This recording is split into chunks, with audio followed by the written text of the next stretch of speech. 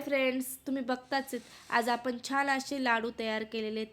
हे लाडू आहे ना सकाळी सकाळी एक जरी खाल्ला ना तर पोट भरलेलं वाटतं. तर कसा बनवायचा ते बघणारच आहोत. कॅल्शियम आणि प्रोटीन भरपूर असतं याच्यात आणि शक्तिवर्धकसुद्धा असतं. तर तुम्ही हे लाडू आहे ना सकाळी सकाळी लहान मुलांच्या टिफिनला देऊ शकतात, उपवासालासुद्धा खाऊ शकतात. तर कसे बनवायचे ते बघणारच आहोत. तर रेसिपी स्किप न करता बघा. तर इथं आहे ना आपण छान गॅसवरती कमी आचेवरतीच आपल्याला शेंगदाणे भाजायचे आहेत. तर शेंगदाणे कुरकुरीत असे भाजून घ्यायचे थोडे लालसर होईपर्यंत. तर इथं मी छान असे कमी गॅसवरती शेंगदाणे भाजून घेतलेले आहेत. तर बघू शकता, व्हिडिओ स्किप न करता बघा. तर अशा पद्धतीने ना साल निघेपर्यंत मी छान असे कुरकुरीत होईपर्यंत भाजून घेतले.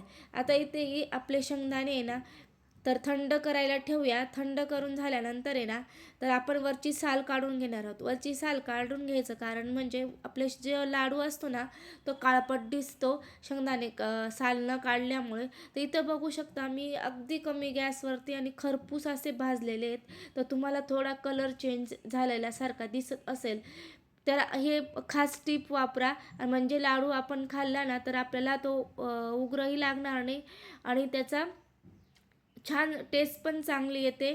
तर कधी कधी काय होतं, एक लाडू खाल्ला तरी आपली इच्छा मरते. तर असं होणार नाही असे खरपूस भाजल्यामुळे.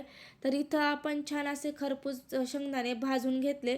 तर त्याच्यानंतर आपण इथं एक मिक्सरचं स्वच्छ असं भांडं घ्यायचं, पुसून घेणार आहोत. कारण हे शेंगदाण्याचे लाडू तुम्ही 3 महिनेसुद्धा स्टोअर करून ठेवू शकतात. तर त्याला काहीच होत नाही. तर मी इथं घेतले होते 1 वाटी शेंगदाणा, त्याच्यासाठी पाऊण वाटी गूळ घेतला. तुम्ही 1 वाटी शेंगदाण्यासाठी 1 वाटी गूळ घेऊ शकतात. तर इथं मी शेंगदाणे आणि गूळ एकत्र करून तूप एकत्र करून मिक्सरला प्लस मोडवरती फिरून घेतलं आहे. तर बघू शकता मी थोडं जाडसरच ठेवलं कारण माझ्या मुलांना अशाच पद्धतीचं आवडतं. जास्त मिक्सरला फिरवलेलं आणि पिठासारखं केलेलं आवडत नाही त्यामुळे. तर अशा पद्धतीने तुम्ही नक्कीच एकदा करून बघा. आता मी प्लस मोडवरती फिरून घेतल्यानंतर परत तूप टाकून घेतलं आणि आता परत प्लस मोडवरती फिरून घेणार आहे. तर तुम्ही बघू शकतात आपले शेंगदाण्याचे लाडूसाठी आपलं जे मिश्रण आहे ते व्यवस्थित तयार झाले. आता आपण हे सर्व एकजीव करून घेणार आहोत. त्याच्यानंतर आपण याच्यात जायफळ आणि वेलची पूडसुद्धा टाकून घेणार आहोत. तर इथे व्यवस्थित मिक्स करून घेते अशा पद्धतीने बघू शकता तुम्ही. तर मिक्स करून झाल्यानंतर आहे ना मी इथं वेलची पूड आणि जायफळ पावडर टाकून घेतली आणि 1 चमचा तूप टाकून घेतलं.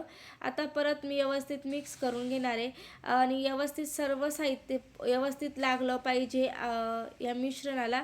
तर बघू शकता अशा पद्धतीने मी जास्त बारीक दळलेल्या नाही आहे, पिठासारखे लागतात. तर तुम्ही एकदा अशा माझ्या पद्धतीने करून बघा आणि खाऊन बघा. तुम्ही नक्कीच हे लाडू नेहमी नेहमी बनवाल. तर इथं बघू शकता मी आता लाडू वाळायला घेत आहे. तर छान असे लाडू 1 मिनिटात लाडू तयार होतो. अगदी कुरकुरीत खुसखुशीत तयार होतो. तर इथं मस्त असा लाडू तयार झालेला आहे.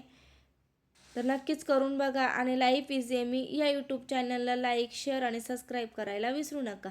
आणि हे लाडू अगदी 5 वर्षाची मुलगीसुद्धा वाळू शकते.